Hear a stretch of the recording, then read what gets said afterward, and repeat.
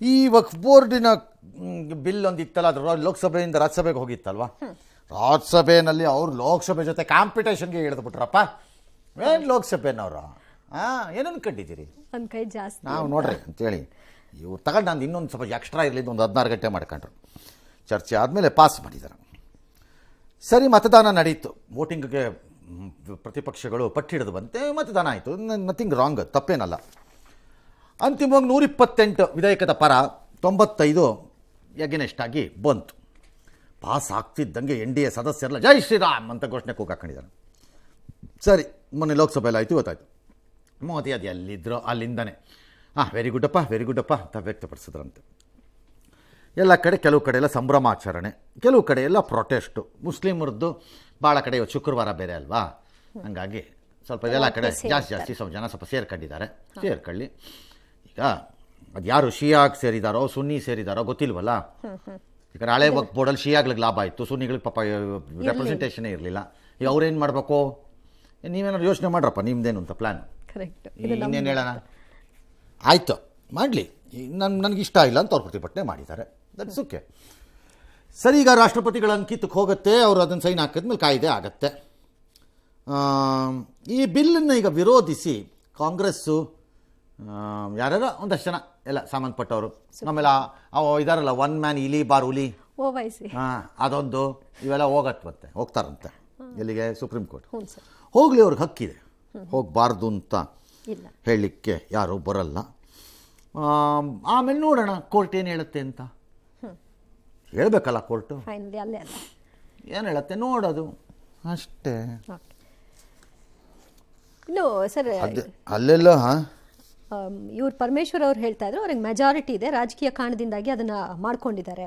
ನಿಮ್ಗೆ ಮೆಜಾರಿಟಿ ಇರೋ ಅಸೆಂಬ್ಲಿನಲ್ಲಿ ನೀವೇನು ಕೆಳಗಡೆ ಬಿದ್ದೋಗಿದ್ದು ಕಡಲೆಕಾಯಿ ಬೀಜನ ಕೈಗೆ ತಗೊಂಡು ಒಡೆದ್ಬಿಟ್ಟು ಅರ್ಧರ್ಧ ತಿಂದ್ರ ಪರಮೇಶ್ವರ್ ಡಾಕ್ಟ್ರೆ? ನೀವೇನು ಮಾಡಿದ್ರಿ? ಕೆಳಗಡೆ ಒಂದು ಕಾಳು ಕಡಲೆಕಾಯಿ ಬಿದ್ದೋಗಿದ್ರೆ ಅದನ್ನ ಕೈಗೆ ತಗೊಂಡು ಒಡ್ಕೊಂಬಿಟ್ಟು ಅರ್ಧರ್ಧ ತಿಂದ್ರ ನೀವು ನಿಮ್ಮ ಅಸೆಂಬ್ಲಿನಲ್ಲಿ? ಯಾರಿಗೆ ಬಿಡ್ತೀರ್ರಿ ಬುರುಡೆನ ಸುಮ್ಮನೆ? ನೀವು ಇದ್ರಲ್ಲಿ ಇದ್ದಾಗಲೂ ಅದೇ ಮಾಡಿರೋದೆ. ಎಸ್, ಇನ್ನು ರಾಜ್ಯಸಭೆಯಲ್ಲಿ ವಕ್ಫ್ ಬಿಲ್ ಚರ್ಚೆ ವೇಳೆ ರಾಜ್ಯದಲ್ಲಿ ವಕ್ಫ್ ಆಸ್ತಿ ಲೂಟಿ ಮಾಡಿದ ರಾಜಕಾರಣಿಗಳ ಹೆಸರನ್ನ ಬಿಜೆಪಿಯ ರಾಧಾಮೋಹನ್ ದಾಸ್ ಲೂಟಿ ಆಯ್ತು ನೋಡೋಣ, ವಿ ವಿಲ್ ಸಿ. ಹೆಸರನ್ನು ಬಹಿರಂಗಪಡಿಸಿದ್ದಾರೆ. ವರದಿಯೊಂದರ ಪ್ರಕಾರ CK Jaffer Sharief, Qamarul Islam, K Rahman Khan, NA Haris, CM Ibrahim, Khaneeza Fatima Waqf ಆಸ್ತಿಗಳ ಲೂಟಿ ಮಾಡಿದ್ದಾರೆ ಅನ್ನೋ ಆರೋಪ ಮಾಡಿದ್ರು. ಇನ್ನೊಂದು ಹೆಸರಿದೆ, ಅದನ್ನ ಈ ಸಮಯದಲ್ಲಿ ಹೇಳಲ್ಲ. ಈಗ ಸದನದಲ್ಲಿ ಅವರಿಲ್ಲ ಅಂತ ಹೇಳೋ ಮೂಲಕವಾಗಿ ಪರೋಕ್ಷವಾಗಿ ಮಲ್ಲಿಕಾರ್ಜುನ ಖರ್ಗೆ ಅವರ ಹೆಸರನ್ನ ಅವರೇ ಆಗ್ಬೇಕು ಅಂತ ಯಾಕೆ ಅವ್ರಿರ್ಲಿಲ್ಲ ಅಂತ ಅಲ್ಲದೆ ಇದ್ರೆ ಬೇರೆಯವ್ರು ಇರ್ಬೋದು. ಅವ್ರೇನು ತಿಂಗ್ ಹೇಳ್ತೀರಿ ನೀವು, ನಮ್ಗೆ ಸಂಬಂಧ ಇಲ್ಲ. ಇದು ರಾಧಾಮೋಹನ್ ದಾಸ್ ಮಾಡಿರೋ ಈ ಆರೋಪ ನಮ್ಮ ಆರೋಪನೂ ಅಲ್ಲ, ನಮಗೆ ಗೊತ್ತೂ ಇಲ್ಲ. ಇದು ವರದಿಯ ಪ್ರಕಾರವಾಗಿ ಅಂತ ಇದ್ರೆ ಆ ವರದಿ ಪ್ರಕಾರದಲ್ಲಿದ್ದರೆ ವರದಿ ಪ್ರಕಾರ ಕ್ರಮ ತಗೋಬೇಕಿತ್ತು. ರಾಧಾಮೋಹನ್ ದಾಸ್, ನಿಮ್ಮ ಸರ್ಕಾರ ಮಣ್ಣನ್ನು ಯಾವ ಬಣ್ಣದ ಮತ್ತು ಯಾವ ಕ್ವಾಲಿಟಿ ಮಣ್ಣನ್ನು ತಿಂತು ಅಂತ ಒಂಚೂರು ಹೇಳಿದ್ರೆ ನನಗೆ. ಯಾಕೆ ಸರ್ ಅಧಿಕಾರದಲ್ಲಿ ಇದ್ರಲ್ಲಪ್ಪ, ಇಲ್ಲಿ 3 ವರ್ಷ 4 ವರ್ಷ ಕೋಣ ಅಂತ ಅದು ಯಾರ್ಯಾರ ಕೆಲವು ರಾಜೀನಾಮೆ ಕೊಡಿಸ್ಬಿಟ್ಟು ಸರ್ಕಾರ ಮಾಡ್ಕೊಂಡು ಬಂದಿದ್ರಲ್ಲಪ್ಪ, ತುಂಬ ಅರ್ಜೆಂಟ್ ಮಾಡಿ. ಆಗ ನಿಮ್ಮ ಸರ್ಕಾರ ಇತ್ತಲ್ಲಪ್ಪ, ನೀವೇ ಇದ್ರಲ್ಲಪ್ಪ ಇಲ್ಲಿ, ನೀವು ನಿಮ್ಮ ಕೊಲಿಗೂ ಯಾರ್ಯಾರ ಇದ್ರಲ್ಲ. ಹಾಗೇನು ಜೇಡಿ ಮಣ್ಣು ತಿಂದ್ರೋ ಕಪ್ಪು ಮಣ್ಣು ತಿಂದ್ರೋ ಯಾವ ಮಣ್ಣು ತಿಂತಿದ್ರು ನಿಮ್ಮ ಸರ್ಕಾರದವರು ಅಂತ ಹೇಳಿ, ಅದನ್ನ ಯಾಕೆ ಹೇಳಲ್ಲ? ಆಗ ವರದಿ ಕಾಣಿಸ್ಲಿಲ್ಲ. ಆ ವರದಿ ಈಗ ಬಂತ ನಿಮ್ಮ ಬಾಯಿಗೆ? ನೀವೆಂತ ಪಟಿಂಗರಿರಬೇಕು ಲೆಕ್ಕಾಕಳಿ ಬಿಜೆಪಿಯವರು ಕೈಯಲ್ಲಿದ್ದಾಗ. ಸರಿ, ಮಣಪಾಡಿಗೇನೋ ಇಂಟರ್ನೆಟ್ ಕರೆ ಮಾಡಿದ್ದು ದುಷ್ಕರ್ಮಿಗಳೆಲ್ಲ ಬೆದರಿಕೆ ಆಗ್ತಿದಾರಂತೆ. ಆಗ್ತಾರೆ ಸರ್, ಈ ಕಾಲದಲ್ಲೇನು ಪುಕ್ಕಟ್ಟೆ ಬಿಡ್ತಾರ ಆಗ್ತಾರೆ. ಕಾಯ್ತಾ ಇರ್ತಾರೆ. Qamarul Islam, Suryavanshi, CM Ibrahim, Rahman Khan, Abdullah Sharief, NA Haris, MA Khalid. Mallikarjun Kharge ಅವರ ಹೆಸರು ಕೂಡ ಪ್ರಸ್ತಾಪ ಮಾಡಿದ್ದಾರೆ, ವಕ್ಫ್ ಆಸ್ತಿಯನ್ನು ಕಬಳಿಕೆ ಮಾಡಿದ್ದಾರೆ ಅಂತ. ಅಖಿಲ ಭಾರತ ಕಾಂಗ್ರೆಸ್ ಪಕ್ಷದ ಅಧ್ಯಕ್ಷರಾದ ಮಲ್ಲಿಕಾರ್ಜುನ್ ಖರ್ಗೆ ಅವರು ಸದನದಲ್ಲಿ ಉತ್ತರ ಕೊಟ್ಟಿದ್ದಾರೆ.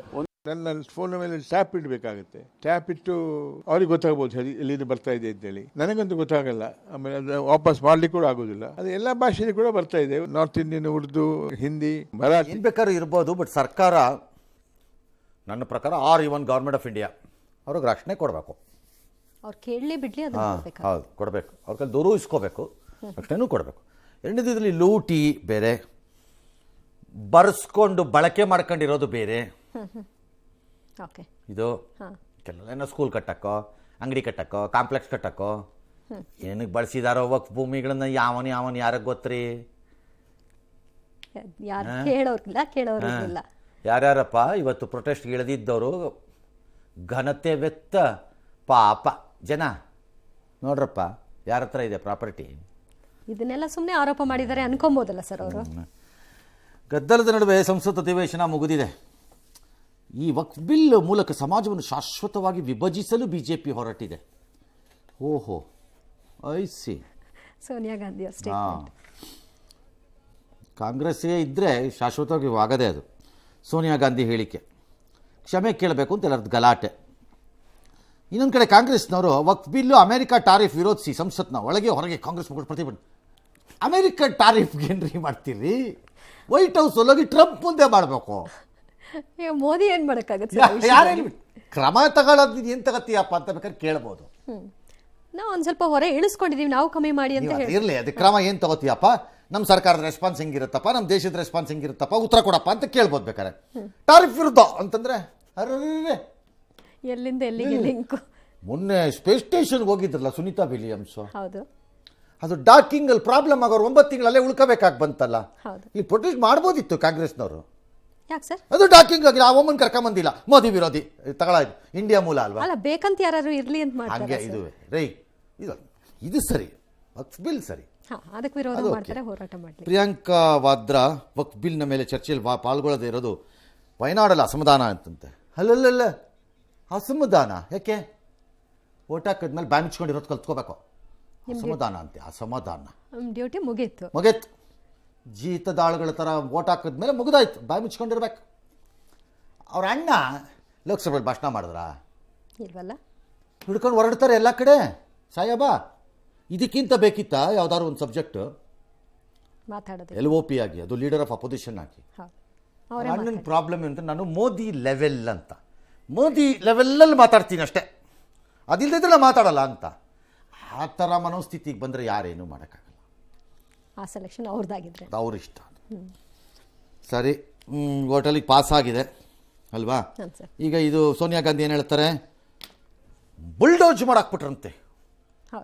ಯಾರೋ ಸರ್ಕಾರದವರು. ಯಾಕೆ? ಅವ್ರದ್ದು ನಂಬರ್ ಇತ್ತು. ನಿಮ್ಮ ಸರ್ಕಾರಕ್ಕೆ ಕರ್ನಾಟಕ ರಾಜ್ಯದಲ್ಲಿ 130 ಚಿಲ್ಲರೆ ಇದೆಯಲ್ಲ, ಅದು ಮೆಲ್ಲಗೆ ಹೋಗ್ಬಿಟ್ಟು ಬುಲ್ಡೋಜ್ ಮಾಡ್ತಾ ಇಲ್ಲ, ಗ್ಲೌಸ್ ಹಾಕ್ಕೊಂಡು ಸರ್ಸಿ ದಾರಿ ಮಾಡ್ಕೊಂಡು ಹೋಗ್ತಿದೆಯಂತೆ. ಗ್ಲೌಸ್ ಹಾಕ್ಕೊಂಡು ಯಾರಿಗಾರು ಟಚ್ ಆಗ್ಬಿಟ್ರೆ, ನೋವು ಆಗ್ಬಿಟ್ರೆ ಮೇಲೆ ಯಾರಿಗೆ ಬಿಡ್ತಿರ್ರಿ ಮೇಡಮ್? ನಿಮ್ಮ ಅತ್ತೆ ಅವರ ಅಪ್ಪ ಕಾಲದಿಂದ ಆಯಾಯ ಸರ್ಕಾರಗಳು ಬಹುಮತ ಇದ್ದಾಗ ತಂದಿರುವ ಒಂದು ಬಿಲ್ಲು ಇಟ್ಟಿರೋದನ್ನು ಹಿಂದಕ್ಕೆ ತೊಗೊಂಡು ತಡವಾಗಿ ತಂದಿರ್ಬೋದು, ಲೇಟಾಗಿ ಪಾಸ್ ಆಗಿರ್ಬೋದು. ಒಂದು ಬಿಲ್ಲನ್ನು ವಾಪಸ್ ತೊಗೊಂಡೋಗಿರೋದು ಎಲ್ರಿ ಇರುತ್ತೆ?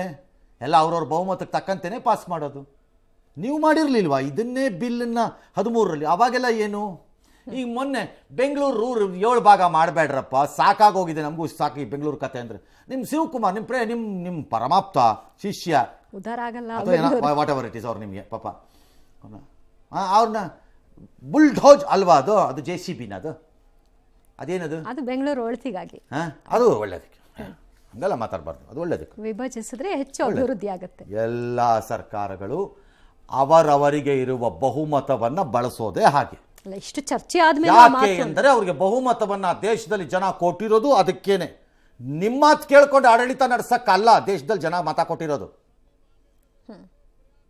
ನಿಮ್ಮ ಮಾತು ಕೇಳ್ಕೊಂಡು ಆಡಳಿತ ನಡೆಸಿ ಕೊಟ್ಟಿರೋದು ಅವ್ರಿಗೆ ಬಹುಮತನ ಇಲ್ವಲ್ಲ? ನೀವೇ ಆಡಳಿತ ನಡೆಸ್ಬೋದಿತ್ತಲ್ಲ ಅವಾಗ ಕೊಟ್ಟಿದ್ರೆ.